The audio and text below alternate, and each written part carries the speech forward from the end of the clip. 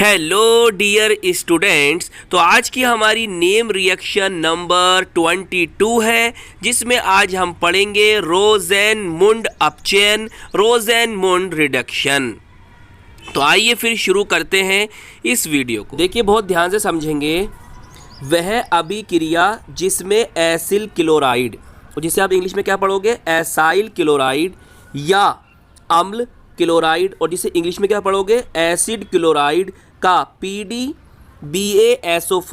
की उपस्थिति में हाइड्रोजन द्वारा आंशिक अपचयन करने से एल्डिहाइड प्राप्त होता है, और इस अभिक्रिया को रोज़ेनमुंड अपचयन कहते हैं। तो हमने क्या सीखा? हमने ये सीखा कि हम इस रिडक्शन के द्वारा, मतलब रोज़ेनमुंड अपचयन के द्वारा एल्डिहाइड को प्राप्त कर सकते हैं। किसको प्राप्त करेंगे? एल्डिहाइड को। अब एल्डिहाइड को हम कैसे प्राप्त करेंगे? देखिए, हम एसिल क्लोराइड या अम्ल क्लोराइड का PdBaSO4 की उपस्थिति में हाइड्रोजन द्वारा आंशिक अपचयन करेंगे, और जिससे हमें एल्डिहाइड प्राप्त हो जाएगा, और हम इस रिएक्शन को रोज़ेनमुंड अपचयन कहते हैं।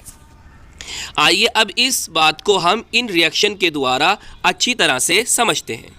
तो देखिए, ये जो आप देख रहे हो, ये आपका एसिड क्लोराइड या एसाइल क्लोराइड का फंक्शनल ग्रुप है। अब इसके साथ हम जोड़ देते हैं साइड चेन। यहां पर हमने R लगा दिया। क्लियर? R कौन है? एल्काइल ग्रुप है। या हम यहां पर AR भी लगा सकते हैं। क्या लगा सकते हैं? AR। अब AR कौन है? एराइल ग्रुप है। देखिए, R लगने से ये क्या बना? एलिफेटिक कंपाउंड, और AR लगने से ये क्या बना? Aromatic compound. तो दोनों की हम एग्जांपल लेकर आपको समझाएंगे, इसकी आप बिल्कुल भी टेंशन ना लें। क्लियर? तो ये जो आपको दिखाई दे रहा है, यही आपका एसिड क्लोराइड या एसाइल क्लोराइड यौगिक है, कंपाउंड है। अब आपको कराना है रिडक्शन, तो आप यहां पे क्या करेंगे? H2 लेंगे। ले लिया H2। अच्छा, अब यहां पर जो कैटलिस्ट हमने बताया था, उसका नेम क्या है? Lindlar catalyst. तो वो क्या होगा? देखिए, PdBaSO4। ये कौन है? BaSO4, barium sulphate. और साथ में आपको लिखा मिलेगा पॉइजन्ड बाय सल्फर, या आपको लिखा हुआ मिल सकता है पॉइजन बाय क्यूनोलिन। क्लियर? तो इनमें से कुछ भी लिखा हुआ मिल सकता है, मगर आप NCERT की बुक को ओपन करेंगे तो वहां पर आपको ये लिखा हुआ नहीं मिलेगा। ये लिखा हुआ नहीं मिलेगा, केवल आपको PdBaSO4 ही लिखा हुआ मिलेगा। क्या होगा? अब देखिए, ये जो आपका कंपाउंड है एसाइल क्लोराइड, इसका पार्शियल रिडक्शन होगा, और ये रिड्यूस्ड होकर आपको क्या देगा? एल्डिहाइड। अब इस बात को आप कैसे याद रखोगे? देखिए, इस तरह से याद रखो, एक H ये यहां से लो, और एक ये Cl, तो आपको क्या बन जाएगा? देखिए, आपको बन जाएगा यहां से HCl बाय प्रोडक्ट या साइड प्रोडक्ट के रूप में। अब जो मेन प्रोडक्ट होगा क्या? देखिए, यहां से ये Cl तो निकल गया, यहां पर एक H बचा, उसको आप इस C के साथ जोड़ दो, और जो आपको प्रोडक्ट ऑब्टेंट होगा वही होगा आपका क्या? एल्डिहाइड। क्लियर? देखो, ध्यान समझो। तो यहां पर AR आप आ सकता है या R, और साथ में कौन आगा? C। यहां पर उसके डबल बॉन्ड, और यहां पर कौन आ जाएगा? H। और यही क्या है? आपका एल्डिहाइड। और इस रिएक्शन को आप क्या कहोगे? रोज़ेनमुंड रिडक्शन, या रोज़ेनमुंड रिएक्शन भी कह सकते हो, या आप इसे रोज़ेनमुंड रिडक्शन ही पढ़ सकते हो। रोज़ेनमुंड रिडक्शन भी पढ़ सकते हो। क्लियर? तो बताओ, इतनी बात समझ में आ गई? अभी इसके एग्जांपल लेकर हम समझेंगे, उसकी आप बिल्कुल भी टेंशन न ले। अभी जो सामने आपके दिखाई दे रही है, यही आपकी क्या थी? रिएक्शन थी, जो आज हमें सीखनी थी। अब जरा कुछ बातें और आप नोट कर लो, याद कर लो। अगर आपने यहां पर BaSO4 पॉइजन बाय सल्फर नहीं लिया, तो क्या होगा? क्या होगा? तो ये होगा कि इसका फर्दर रिडक्शन हो जाएगा, मतलब इसका आगे रिडक्शन होगा, और हमें क्या ऑब्टेन हो जाएगी? देखो जरा, अगर आपने BaSO4 पॉइजन बाय सल्फर नहीं लिया तो क्या बताया हमने, अगर नहीं लिया तो क्या होगा, ये जो आपका प्रोडक्ट बना है मतलब एल्डिहाइड बना है, इसका आगे रिडक्शन हो जाएगा और ये रिड्यूस्ड होकर आपको अल्कोहल देगा। देखिए वो भी आपको बता देते हैं।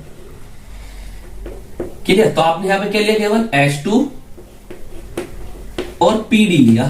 क्लियर? क्या लिया, H2 और PD, आपने ये नहीं लिया तो देखिए क्या होगा, AR और ये आपके साथ चली लिया है R, और यहां पर देखो क्या होगा, देखो एक H आप इसे दे दो ये, और एक H यहां पर आ जाएगा, तो बोलो क्या हो जाएगा, ये बना कंपाउंड। अब ये कौन है आपका, ये आपका अल्कोहल है। तो आपने क्या जाना कि अगर हमने खाली PD लिया और उसके साथ ये नहीं लिया तो इसका फर्दर रिडक्शन हुआ और ये रिड्यूस्ड होकर हमको क्या दे देगा, अल्कोहल दे देगा, फिर हमें एल्डिहाइड प्राप्त नहीं होगा। तो फिर इस बात से हमें क्या सीखने मिलता है, इस बात से हमें ये सीखने मिलता है कि BaSO4 पॉइजन बाय सल्फर जो होता है वो PD की एक्टिविटी को कम कर देता है। क्या कर देता है, PD की एक्टिविटी को कम कर देता है और रिएक्शन आपकी एल्डिहाइड पर आकर रुक जाती है। तो इसका मतलब यह हुआ कि BaSO4 जो है यहां पर कैटालिटिक पॉइजन का वर्क कर रहा है। बताइए कितनी बात समझ में आ गई। अगर ये रिएक्शन आपकी लिखने आती है कि रोजेनमुंड रिडक्शन को लिखो तो केवल आप यहां तक लिखना। कहां तक लिखना, केवल यहां तक। क्लियर? ये वाली बात मत लिखना, केवल यहीं तक लिखना। ये तो मैंने आपको समझाया है। क्लियर? केवल यहां तक लिखना, ये वाली बात मत लिखना। चलिए इसे आप नोट कर लो। अब हम इसका एग्जाम्पल लेकर अच्छी तरह से और समझते हैं। एग्जाम्पल ले रहे हैं हम, उस R की जगह हमने क्या ले लिया, यहां पर CH3 ले लिया और ये कुछ इस तरह से बनेगा। इसे हम क्या कहेंगे, इसका जो कॉमन नेम होता है एसिटाइल क्लोराइड होता है और आईयूपीएसी नेम होता है इथेनॉइल क्लोराइड। क्लियर? प्लस हम लेंगे यहां पर H2 क्योंकि हमें करा रहे हैं यहां पर रिडक्शन। फिर बताइए उत्प्रेरक कौन है आपका, PDBaSO4 और आपको लिखा मिल सकता है पॉइजन बाय सल्फर। बताइए अब क्या होगा, सो सिंपल, एक H लीजिए, यहां से Cl लीजिए, तो यहां से बाय प्रोडक्ट के रूप में आपको HCl प्राप्त हो जाएगा और आपका H बचा उसको जोड़ दीजिए लाकर यहां पर, तो CH3C डबल बॉन्ड O और यहां से जुड़ा कौन, H, और ये क्या ऑप्टेंट हुआ आपका, इसे ही हम कहते हैं, इसका कॉमन नेम होता है एसिटल्डिहाइड और आईयूपीएसी नेम होता है इथेनॉल। अगर आप चाह रहे हो कि हम इस तरह से ना लिखें तो आप ना इस तरह से भी लिख सकते हो। कैसे, CH3CO Cl लिख दो।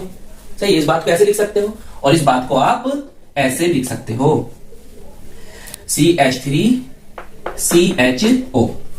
बताइए इतनी बात समझ में आ गई। अब देखो वही वाली बात जो अभी हमने इससे पहले समझी थी। क्लियर? यहां तक जो हो गई आपकी रिएक्शन कंप्लीट हो गई है। अब आगे वाली बात आपकी नॉलेज के लिए मैं बता रहा हूं।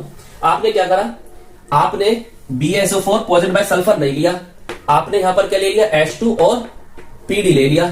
तो अब क्या होगा, अब क्या होगा, इसका आगे रिडक्शन हो जाएगा और ये रिड्यूस्ड होकर आपको क्या दे देगा, क्या दे देगा, अल्कोहल। देखो एक H को यहां लगाओ और एक H को यहां लगाओ, देखिए ना ध्यान से, क्या बना, CH3CH, एक H यहां आ गया तो बन गया CH2, एक H यहां पर आया तो क्या बन गया, ये CH2 हो गया और एक H पहुंचा वहां पर, तो ये आपका ऑप्टेंट हो गया कंपाउंड।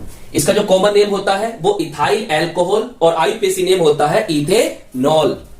एक बार और समझ लो, आपने एसिटाइल क्लोराइड ली, आपने H2 लिया, इसका पार्शियल रिडक्शन हुआ और ये रिड्यूस्ड होकर हमें दे देता है एसिटल्डिहाइड और ये हमने यहां पर कैटेलिस्ट लिया।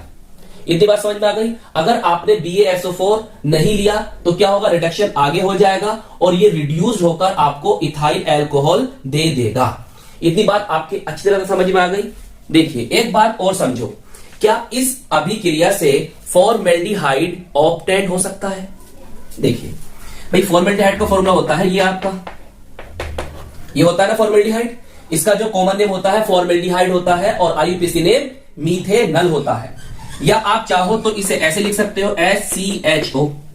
अब देखिए इसको बनाने के लिए आप क्या करोगे, ये सब बातें यहां पे लिख देना, ये सब बातें यहां पर, ठीक है। मैं आपको समझा रहा हूं केवल। यहां पर आपने CH3 लिया है तो आपको यहां पर CH3 से एसिटाल्डिहाइड प्राप्त हुआ है। अब यहां पर तुम्हें क्या लाना है, H लाना है, तो आप यहां पर क्या लोगे, HC डबल बॉन्ड O और यहां पर ये Cl, क्लियर, और साथ में प्लस H2 और बाकी चीजें ये। क्या ये रिएक्शन होगी? देखिए ये रिएक्शन नहीं होगी। क्यों नहीं होगी? पहले इसका नाम समझो, HC double bond O Cl, या इसे ऐसे भी लिख सकते हो आप HCOCl। देखिए इसका कॉमन नेम होता है फॉर्मिल क्लोराइड या फॉर्माइल क्लोराइड, और IUPAC नेम होता है मीथेनॉइल क्लोराइड, जो कि एक कैसा कंपाउंड है, जो कि एक अनस्टेबल कंपाउंड है, अस्थायी यौगिक है, तो इसीलिए इससे फॉर्मेल्डिहाइड ऑब्टेन नहीं हो सकती। और ये भी याद रखो, इस मेथड से मतलब रोजेन मुंड रिडक्शन से केवल आपको एल्डिहाइड ऑब्टेन होगी, फॉर्मेल्डिहाइड ऑब्टेन नहीं होगी। और ये भी याद रखो, इस मेथड से आप कीटोन भी नहीं बना सकते। अब एक बात और याद रखो, देखो ये कौन है, हाइड्रोजन है, और इसमें हाइड्रोजन जुड़ रही है, तो ये कैसी प्रोसेस हुई, ये हाइड्रोजीनेशन प्रोसेस है। कैसी प्रोसेस है? क्योंकि इसमें हाइड्रोजन जुड़ रही है, तो ये जो आप रिएक्शन देख रहे हो ये एक हाइड्रोजीनेशन प्रोसेस भी है। चलिए इस बात को नोट कर लो। अब हम बेंजेल्डिहाइड को बनाना सीखेंगे। देखिए इसी रिएक्शन से हम बेंजेल्डिहाइड को बनाना भी सीख लेंगे। देखिए कैसे सीखेंगे, देखो ये CH3 है, यहां पर हटाओ और लिख दो C6H5, क्लियर। अब ये क्या बना, या इसे ऐसे भी लिख सकते हो आप C6H5COCl, या आप अगर रिंग के रूप में लिखना चाहते हो तो ऐसे भी लिख सकते हो, रिंग बनाओ इस तरह से, बेंजीन रिंग, क्लियर। और यहां पर क्या जोड़ दो आप, COCl।